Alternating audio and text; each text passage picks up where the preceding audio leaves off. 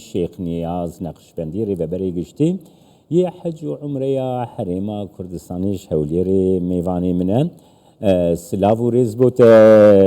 کک سیدا نیاز دسپی که ده بزانه بم کنگی گشتن عمره دسپی دکن و دری پیشکش کرنا فرمی کنگی ودبه سلااو ڕێز بۆ جەنابیشت و بۆ سەرجەم بینەرانی کەناڵی 24 سەرەتا بەناوی خوای گەورەی میهرەبان ئومێدوارین خوای گەورە بارودۆخی ناوچەکە بە شێوەیەکی گشتی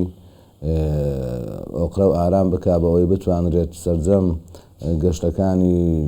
هاوڵاتیان بۆ دەرەوەی هەرێمی کوردستان و بۆ وڵاتان دەست پێ بکاتەوە. بەڕاستی جەنابتان دەبینن ئێستا بەهۆی ئەو بارودۆخی ئێستا لە ناوچەکە دەگوزارێت ئاسمانی چەند وڵاتێک گەشتی تێدا ڕاژیراوە. کاریگەری ڕاوەستانی ئەو گەشتانە بەسەر هەموو گەشتەکان ینی هەموو سەفەرەکان هەیە. ئەوجا لە نێویاندا سەفەری عومرەش بینیتان ئێمە بەرچەند لە ڕۆژێک لە شاری لە مەدینە لە سعودیە حاجیانمان هەمویان بە ڕێگای پاس گەڕاندەوە وەکو حالەتێکی ئەمەرجنسی و تاریکە. ئەو بەدیلەمان اختیار کرد لە زیاتی گەڕانەوە فڕۆکە کە فڕۆکەمە نەما بەبەستمێ بڵێم یعنی بارودۆخی سەفەرکردن و گەشتکردن ئێستا ئاسایی نییە. ئەوە لەلایەشت بەڕاستی ئێمە ساڵانە وەکو بەڕێوەبەرایەتی گشتی حەج و عومرە هەرێمی کوردستان هەڵدەستین بە ڕێخستنی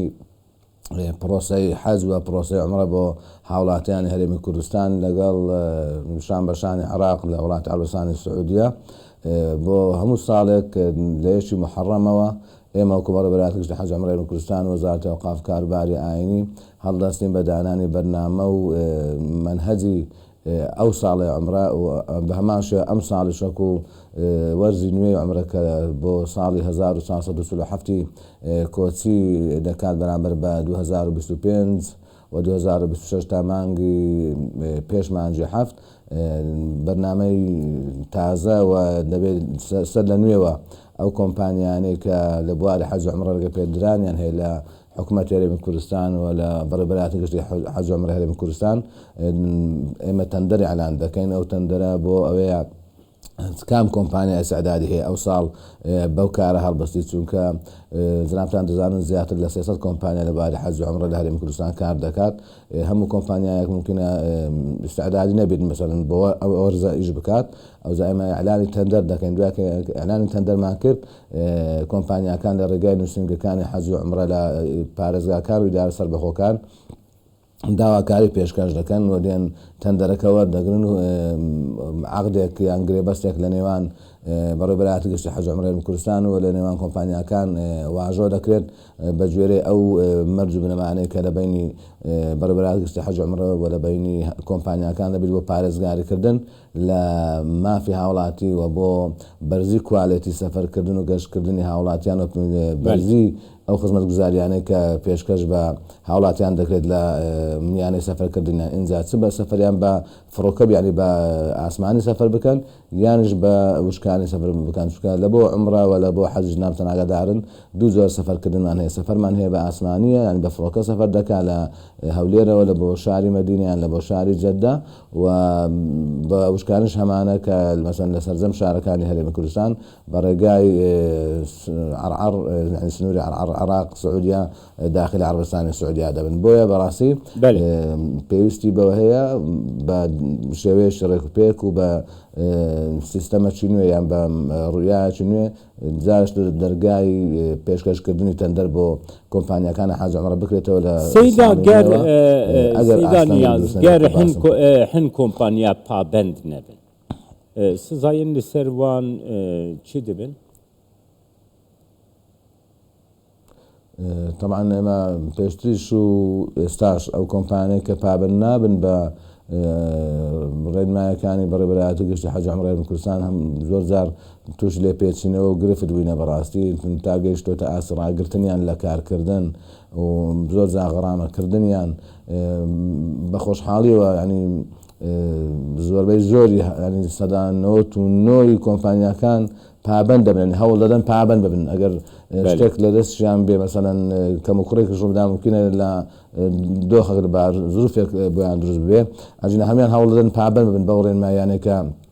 بەڕێبەرات گشت حەج عومرە دەکات یان حکوومەت یاریمی کوردستان دەوێت پیادە بکات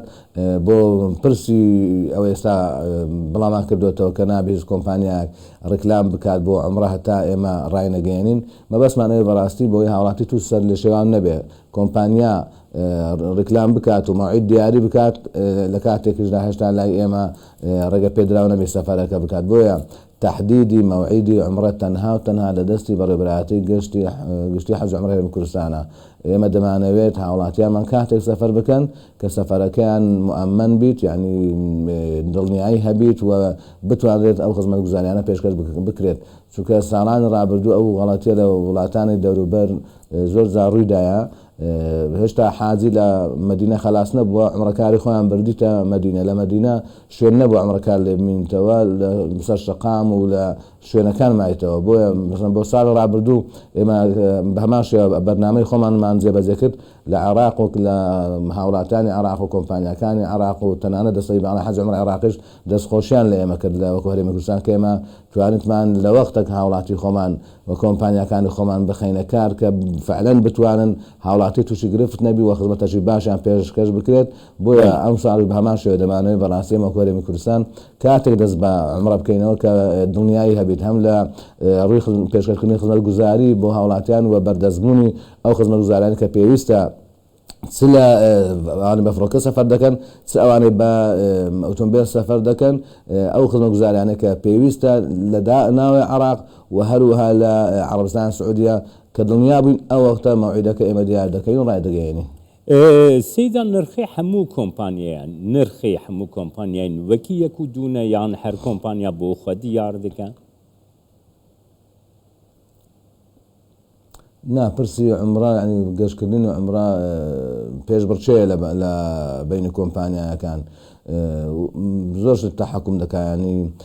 مەوزوعی نرخ بەرزی یان نزمی ئەو شوێنەی کە عمرەکار لێ دەمینیتەوە وەکو هوتێل نزیکی دووری لە هەردوو حەڕەمی پیرۆز ئەگەر شوێنێک مەسەن فندقێک یان هوتێلێک بە پاس لە بۆی بڕۆی جیای لەگەڵ فندقێک کە بتوانێت بەپێ بگەیە حەڕەم یان بە چەند دقەیەک بگەیە حەڕەم حتمما ئەوانە نرخیان جیاوازێ بۆ شێوازی پێشکەشکردنی خزمەت گوزاری خواردنەوەوانە مەسەڵەن چەند ژەم خواردن پێشکەش عمرەکار دەکرێت یان ناکرێت ئەوان هەموو تەحەکوم دەکات زائدن ئەو خطوطەی سەفەری پێ دەکات یان ئەو هێڵانەی کە بە پاس دەگوازرێنەوە بۆیە ئەوانە تەحەکوم دەکەن لەگەڵ ئەوەشدا کۆمپانیەکان لە بینی خۆیان چێ بەرچێ دەکەن چێ بە هەرزانترین دەیبات و چێ بتوانێت باشترین خزمەت پێشکەش بکات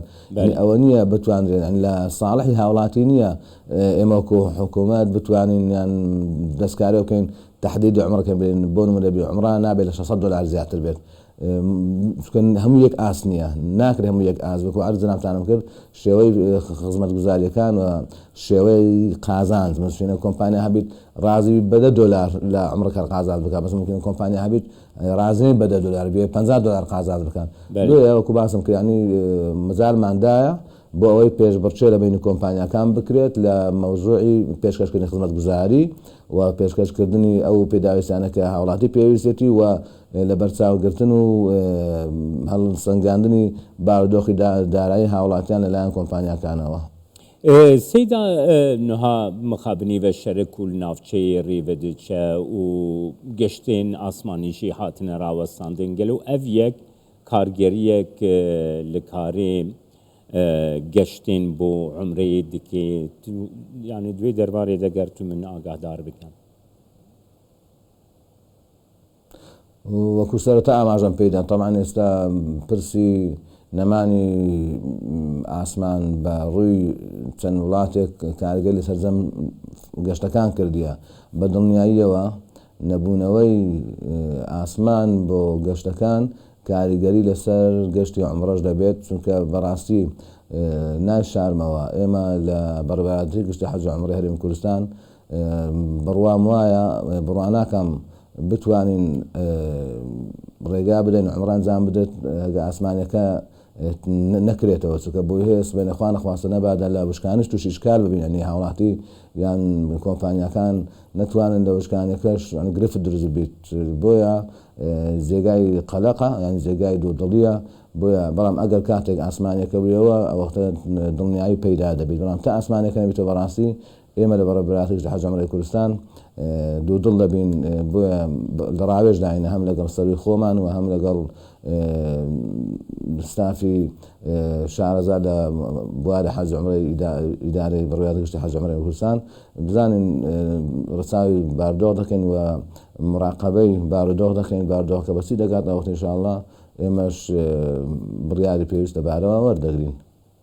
سپاسیاتت کەم شێخ نیاز نەقشبەندیش هەولێری ئێرگەن.